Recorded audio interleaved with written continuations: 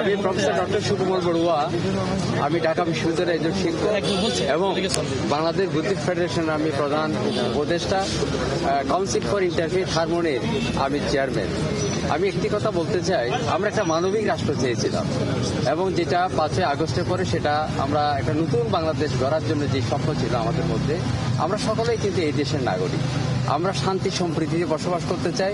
এই জন্য প্রধান আমি বলছিলাম যে একটি আন্তর্জাতিক সম্মেলন করার জন্য সম্প্রীতি সম্মেলন, যেটাতে সকল ধর্মবর্ণ জাতিগোষ্ঠী আসবে এবং নৃগোষ্ঠী সহ এই দেশের সকল মানুষ আসবে এবং বিশ্ব থেকেও আমরা যাতে সেই রকম লিডার আমরা এনে এদেশের মিশনগুলোকে, ঢাকাস্থ যে কূটনীতিক মিশনগুলো আছে, যারা আমাদেরকে দেখো যে আমরা শান্তির মধ্যে মেলবন্ধনে আমরা অবস্থান করতে চাই।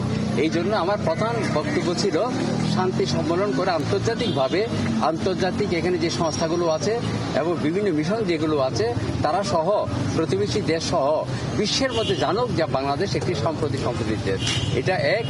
আর দ্বিতীয়ত চেয়েছি আমরা বিভাগে এবং শান্তি সম্মেলন করে বিভাগে আমরা সেটা করতে চেয়েছি এবং আমরা কনফারেন্স করতে চেয়েছি এবং বিশেষ করে আমাদের চার ধর্মের মধ্যে যাতে আমাদের ঐক্যবন্ধন থাকে, এটা যাতে কখনোই যাতে বিনষ্ট না হয়, আমরা ঐক্যবন্ধনে থাকতে চাই। আবহমানকালে যে সংস্কৃতি, আমরা সেই রকম একটি রাষ্ট্র তৈরি করতে চাই। আজকে আমরা এই দেশের নাগরিক, সার্বভৌমত্ব অধিকার এই দেশের সকল ক্ষেত্রে আমাদের যাতে এগুলো বিঘ্ন না হয়, আমরা সেইভাবে একটি সুন্দর একটা রাষ্ট্র।